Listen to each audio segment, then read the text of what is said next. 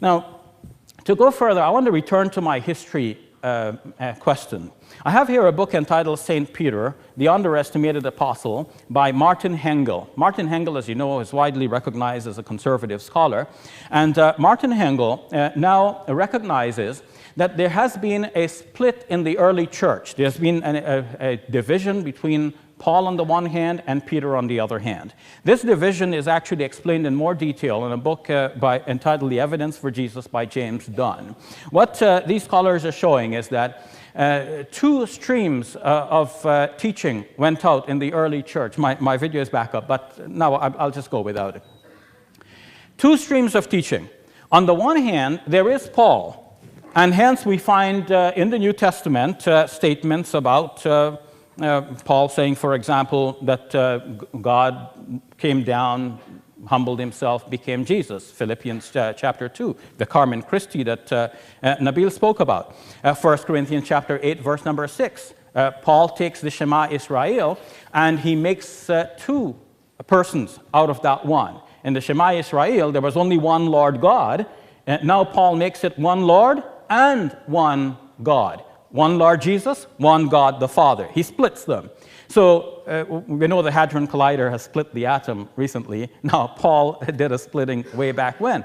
But Paul is representing one particular view here, and the view of Peter and other early disciples of Jesus did not survive to be written for us in the New Testament. We do have two documents that are named 1 Peter and 2 Peter, apparently letters of Peter, written in Peter's name actually, but according to Martin Hengel, these are pseudonymous works, which means that somebody else wrote them using Peter's name. Why would they want to do that? Well, one reason is that if you look at 2 Peter, you'll see that 2 Peter praises Paul and speaks of him as brother Paul and speaks about his letters as if these are scriptures on par with the scriptures of God.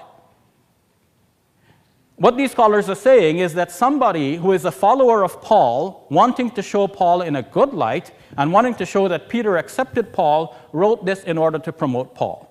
When we read Acts of the Apostles, which is a sort of history book in the Christian New Testament, we get the idea that there is a rapprochement between the various sides. Paul on the one hand, James now on the other hand. Peter has now gone off somewhere else. Why has he gone off somewhere else and we're not even told where? According to Martin Hengel, this is Luke's way of bringing people on stage, taking them off stage. That's why we have the pageants based on Luke's gospel at Christmas time, right? Luke is good at that, bringing people, taking them off stage. So Peter just goes off elsewhere, we don't know where, in the Acts of the Apostles. We have to find that information elsewhere.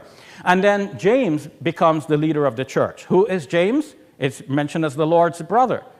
James now is shown to be the brother of Jesus. Paul comes to Jerusalem. When he comes to Jerusalem, James puts him to the test. Are you still following the Jewish laws? And to pass the test, Paul pays for the sacrifices of those who had entered into a vow. And he himself goes into that sacrificial routine. Now, this is a couple of decades after Jesus has already said to be died on the cross. And Christians think Jesus died on the cross, that means a new dispensation has been entered. Now we no longer follow the law. And Paul himself in his writings seems to be saying we don't need to follow the law anymore. We have a new dispensation. But he comes to Jerusalem and what is he doing? Following the law, right up to the extent of performing the sacrifices, which we are told that the one sacrifice of Jesus did away with forever. Now what's happening here? Luke is reconciling and showing us that they are in agreement. But according to Black's New Testament commentaries, it seems hypocritical for Paul to behave in this way. So either he didn't behave in this way, and Luke is just making it such, or perhaps he is all things to all men, as he said himself, in order to win them to Christ. But when we look at this, we see that there was a division, and the early Christian apostles who followed Jesus, their message did not survive. Their group survived as a group called Ebionites, named after Matthew's statement, apparently, where Jesus says, "Blessed are the poor." So they were called the Ebionites, the poor ones. But their movement died out within the first few centuries of Christianity. What did they believe? They believed not in a triune God, but they believed that Jesus was a prophet and a messenger of God.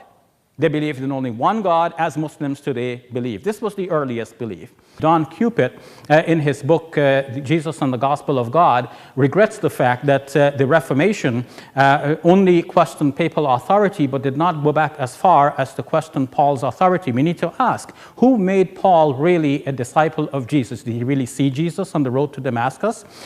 Or did he see something else? Didn't he himself say in his Corinthian correspondence that even the devil appears as an angel of light to deceive many?